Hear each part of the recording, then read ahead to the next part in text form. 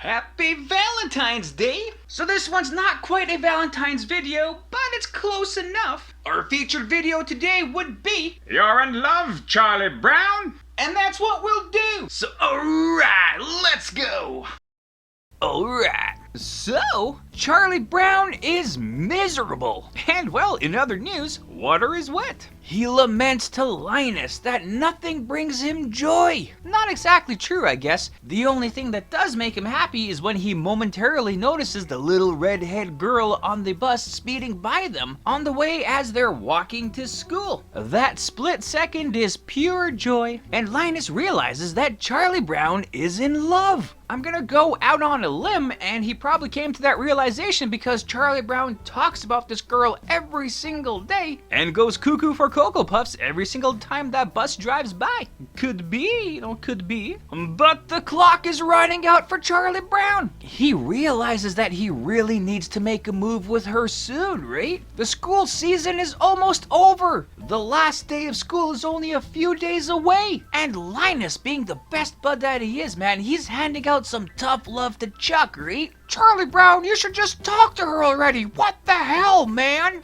You know, stuff like that. Linus probably doesn't want to have another summer of listening to Charlie Brown bellyache about this girl. And to Chuck's credit, man, he tries. He really tries, but he's so freaking nervous, right? He sees her across the schoolyard, he stands up, he takes a step, he's gonna do it, and then he chickens out, man, sitting back on the bench. He just can't do it, man. The poor guy, he's so wound up. And if that wasn't bad enough, man, he totally starts beating himself up emotionally, right? Like he isn't worth it, you know, he just sucks. No girl wants to be with him. Like, man, like he's got no self-confidence, the poor guy. And why could that be?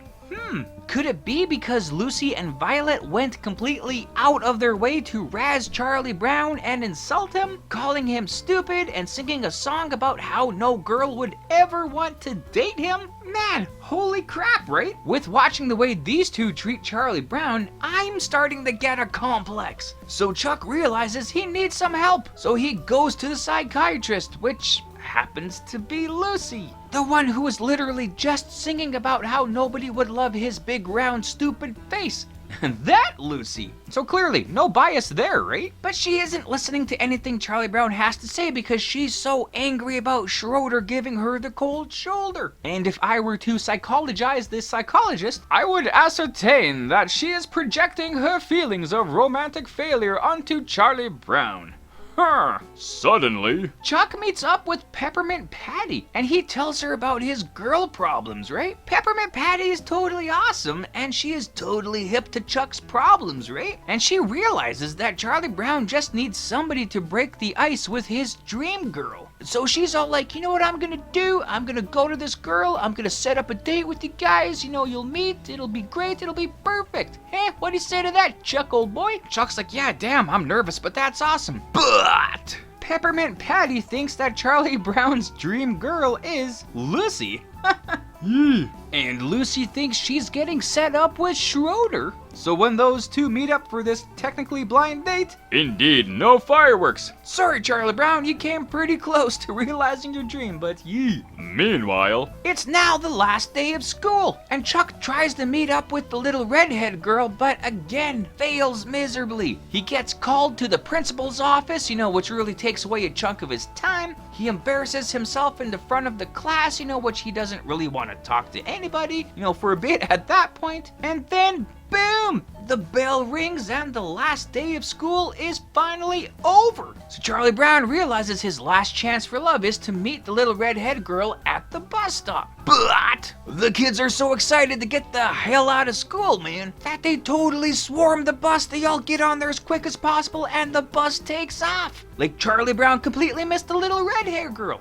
But what's this? She handed Chuck a note in the melee and it says, I like you, Charlie Brown, signed little redhead girl. Oh, that's so sweet of her. But you know, she could have done something else too, like maybe just say hello, you know? But maybe she's really nervous to meet him too, right? Who knows? We'll have to find out next school session. But in the meantime, man, Charlie is over the moon in joyful bliss. And it sounds like he will have a great summer. Yeah, but with that, that is the end of this fantastic love tale. Well, what a quaint and cute cartoon! I'm pretty sure for most of us, we've all had butterflies in our stomachs about that certain person that we've always been super incredibly nervous to talk to. So you can identify with Chuck in this one. Mayhaps not to the same extent, but like at least somewhat, right? And kind of an interesting ending too, right? Usually at the end of a cute little romantic story like this, the two people will get together and say, oh yeah, we should hang out. Let's go get a soda pop together.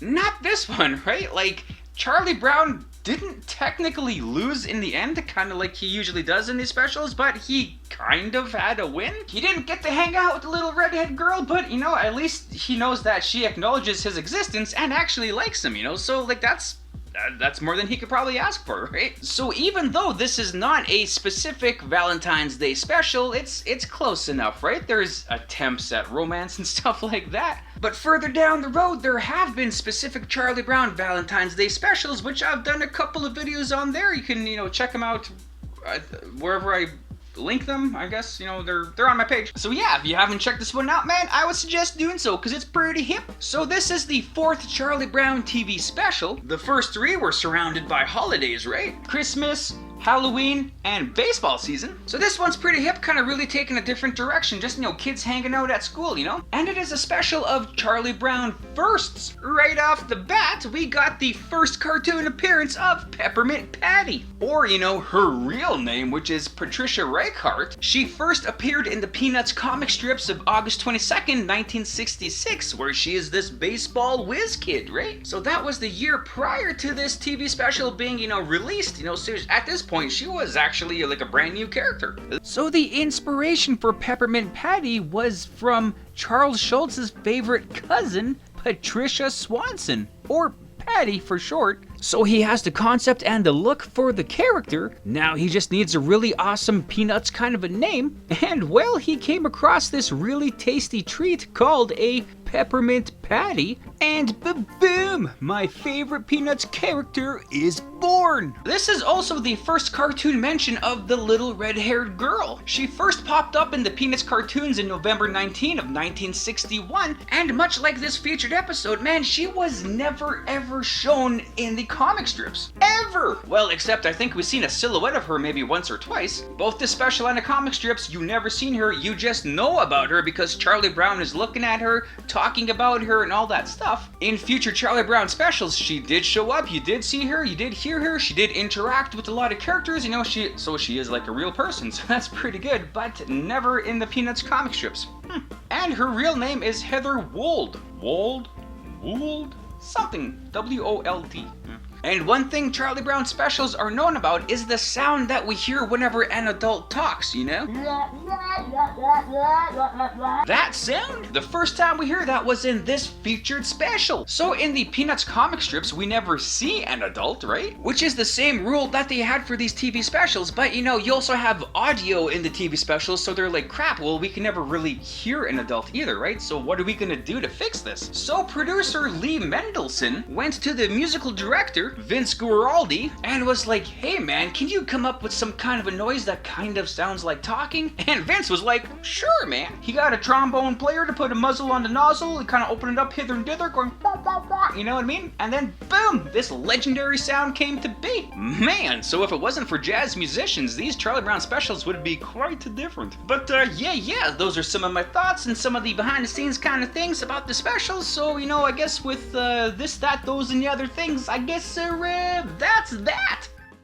Right on, and there you go. So thanks for watching the video. I hope you liked it as much as I did making it. Also, feel free to check out the source material that I featured in this video. And if you want to leave a comment on anything you may have liked or things I might have missed in this, feel free to do so. Or anything else, just to say hi. That's cool too. And other than that, have a great day. Thanks.